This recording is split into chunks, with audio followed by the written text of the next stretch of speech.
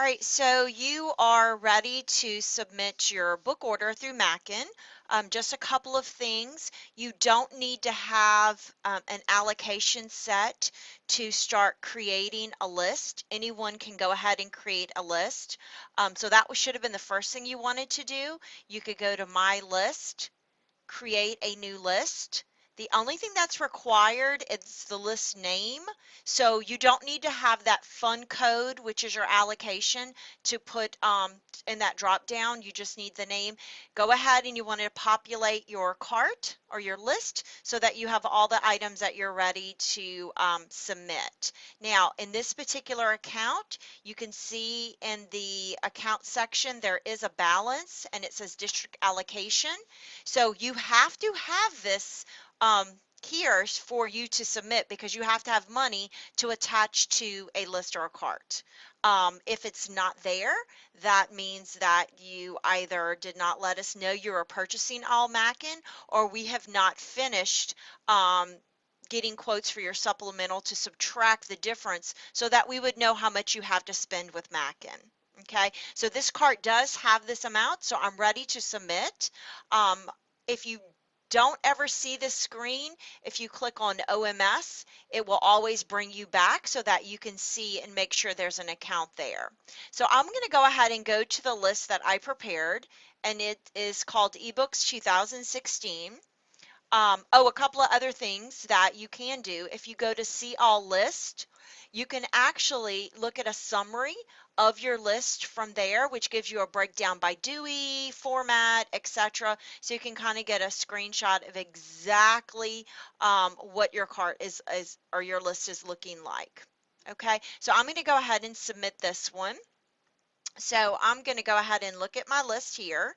A couple of other things that you can do, make sure when you have your list selected, under options does give you some things that you can do, like removing those deleted titles. When you uncheck a box, it goes into gray. It's not there, but it's still in your list in case you change your mind. You can remove those here. There are other things that you can do. For instance, if you wanted to export the whole thing to Excel, you can do that. You can export it to Word. You can check for, make changes, paperback to Mackin bound, etc. So lots of things that you can do here if you're interested. But we're going to go ahead and we're going to submit this order. We're going to have the list pulled up, as you can see. Now, it should be 20% overage of your allocation. This cart actually isn't going to be 20% over, but because as we can see, our allocation, if we go back and look, our allocation is $2,425.28. That's not quite 20% overage, but since it's ebooks, I really think we're okay with this. I went about $200 over. If it's not, Mackin will let us know, but you could put more in there if you wanted, and you could go from that point. But if you do have print, print and ebook, you do need to make sure you have 20% overage there. All right, so we're going to go to order now with our list that's open that we want to submit. The first thing that we need to do, we don't know the purchase order, so I'm going to put NA. That's what we get from Charlene after we've submitted the carts. You can select your fund, and your fund is exactly what you saw on that OMS page, the $2,425.28. I'm going to select that. If you don't select the fund, you can't submit because it doesn't know what money to pull from. Now, this is very important. You want to make sure it gives you your list total. That's how much you had in your list.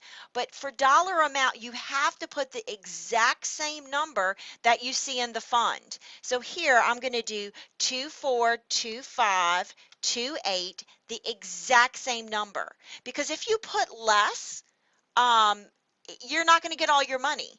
Okay, because we're not going to catch it. They're not going to catch it. You're going to lose out on money. If you go over, it won't let you submit.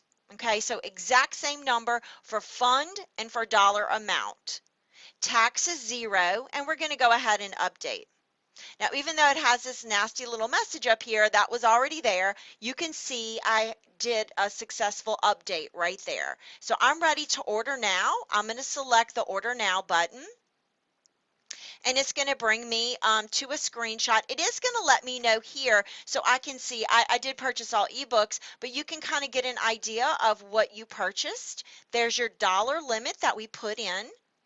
We are going to catalog this, so I want to proceed as usual with the cataloging specs. Everyone should have cataloging specs that are in their account.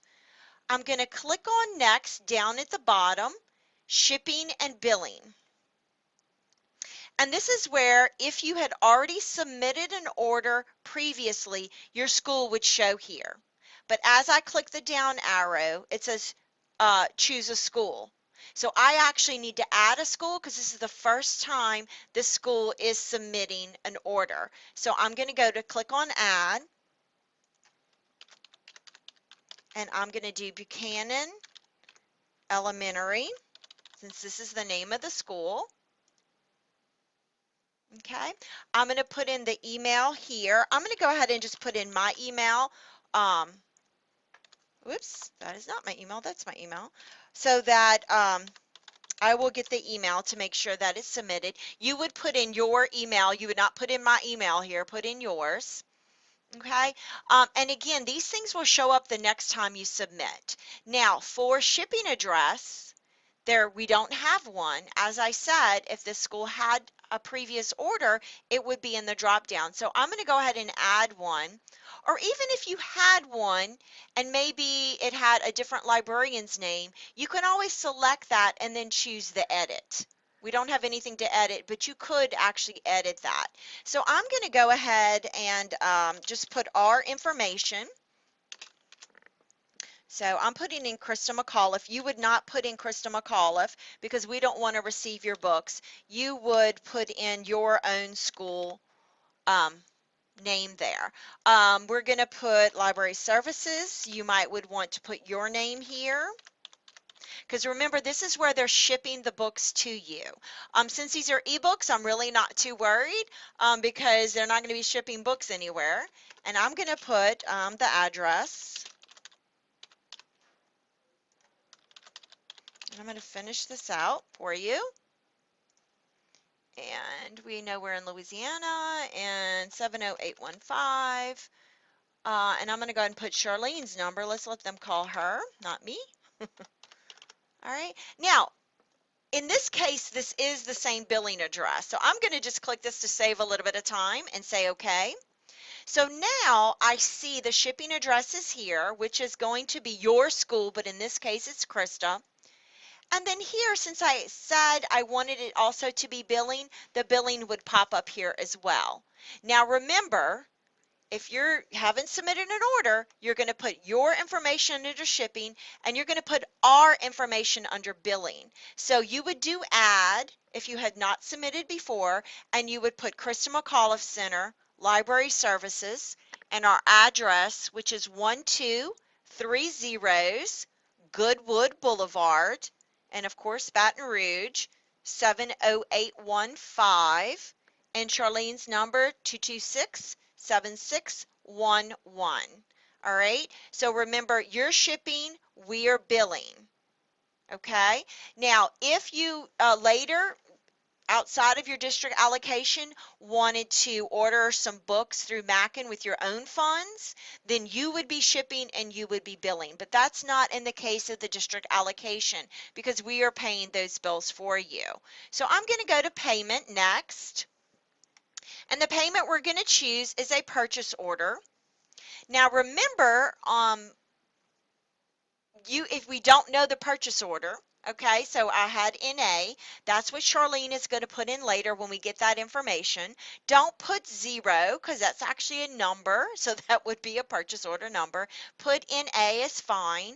And then this is really important. You want to say no. So it says, will a confirming PO be sent to Mackin? And that would be no, because if you don't put no there, they're going to wait for us to send a purchase order. And we're not actually sending a purchase order, we're just giving them the number later. So we're just going to put no there, and then we're going to click on review. And when you go to review, you're going to see all the information that you put in. So you'll see the list information. You do want cataloging, the shipping address, which would be your address, and the billing address, which would be our address in this case because it is a district allocation. And of course, your dollar limit would be all of the funds that you have for your allocation. And I'm going to go ahead and click submit. And it's going to say order submitted, and what it should do is send an email to your email address to let you know that that has been submitted. Those actually will go to my account. I will look over the orders, make sure everything looks okay, and then I will send that on to Charlene's account.